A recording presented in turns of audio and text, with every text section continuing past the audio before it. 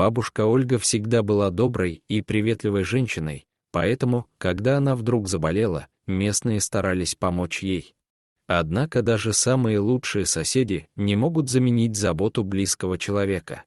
Сын Сергей, узнав о болезни матери, перебрался к ней. А в городе не так уж и много было вещей, которые держали парня. С женой он развелся, а работа была такая, что и не хотелось из-за нее оставаться. Так почему бы и не вернуться в родную деревню, тем более, когда близкому человеку нужна помощь? Но бабушке Ольге это, к сожалению, не помогло.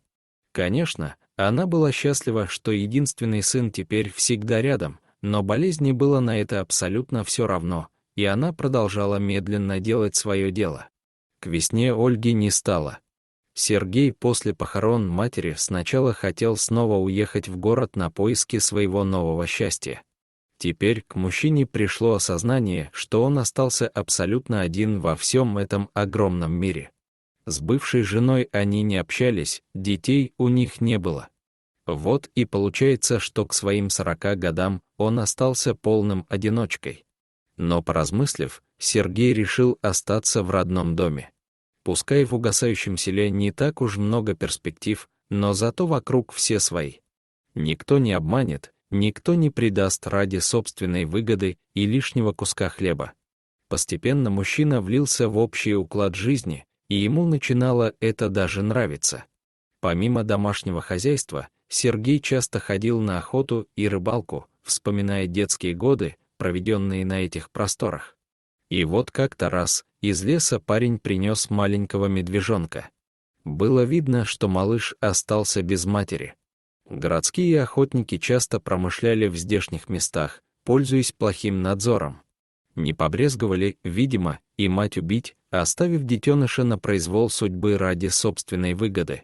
Долго Сергей выхаживал найденыша. Отпаивал его парным коровьим молоком, добавляя туда свежих яиц для жирности. Медвежонок быстро привык к доброму человеку и спустя время уже сам радостно бежал к тому навстречу. Местные сначала посмеивались над странной привязанностью Сергея к этому дикому зверю. Мол, а зачем он тебе? Да ты только намучаешься и не выходишь. Погляди, он ведь вообще чуть живой. Ну, а потом по мере того, как медвежонок окреп и стал набираться сил, начали даже опасаться. Как же так? Медведь среди людей — опасное это дело.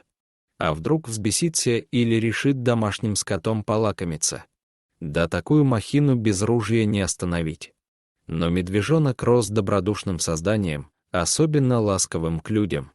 Видимо, приняв их за своих, он даже посторонним позволял дотронуться до себя, и постепенно деревенские привыкли к нему и начали доверять. Теперь уже почти никто и не обращал на него внимания. Разве что подшучивали над его хозяином. Говорили в шутку: Сереж, да тебе бы женщину в дом привести, а ты медведя притащил. Сергей улыбался на это, чаще оставляя подобные выпады просто без ответа. Время шло.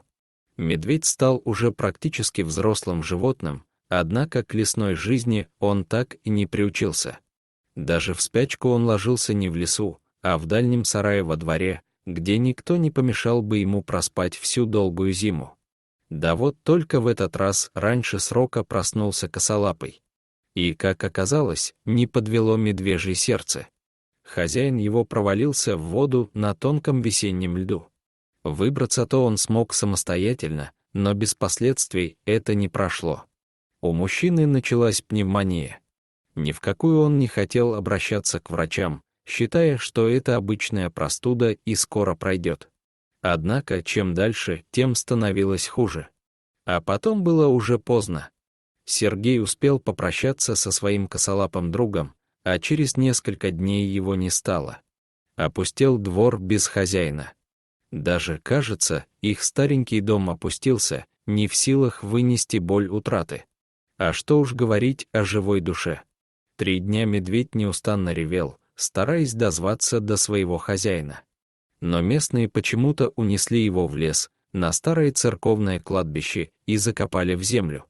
Медведь не мог понять, а вернее принять, что теперь его лучший друг, человек никогда не почешет его за ушком, не угостит сладким яблоком, а главное, не сядет как раньше рядышком и не начнет свои долгие разговоры по душам. Странное чувство раздирало душу животного.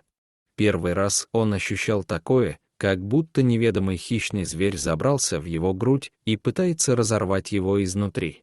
Совсем погибает от горя, глядя на животного, говорили деревенские мужики. Как же он теперь без него будет? Домашний ведь совсем. Дай бог, чтобы на людей кидаться не стал от отчаяния. Однако их страхи оказались напрасными. Медведь пропал. Ушел куда-то в лес, решив, что без друга и ему здесь делать нечего. А может быть, он просто бежал от запахов вещей, которые каждый раз напоминали о том времени, когда человек был жив. Шло время. Люди постепенно начали забывать историю об удивительной дружбе человека и медведя. Пока вдруг, убираясь на старом кладбище, не обратили внимания на то, что могилка Сергея кем-то тщательно вытоптана. Деревенские охотники тут же решили эту задачку, обнаружив на могилке Сергея медвежьи следы. Ты гляди. Не забыл. Изумляясь преданности зверя, обсуждали люди свое открытие. Часто, видать, тут бывает. Траве отрасти даже не дает. И действительно, решив проверить свою теорию, выбрав понеприметнее место, двое мужчин сели в засаду. Как только солнце начало прятаться за макушками сосен, среди высокой травы появился тот самый медведь. Подойдя к могилке друга, зверь обнюхал могильный крест, будто поприветствовав товарища, после чего, выбрав место, расположился на ночлег. История такой необъяснимой преданности до глубины души тронула людей. Многие стали чаще навещать могилку Сергея, оставляя медведю вкусные гостинцы. Как оказалось, для многих стало открытием, что не только люди могут тосковать и плакать при утрате близких, но и животные вполне способны испытывать такие же чувства.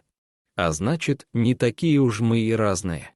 Дорогие зрители, если вам понравилось это видео, то ставьте лайк и подписывайтесь на наш канал. До свидания.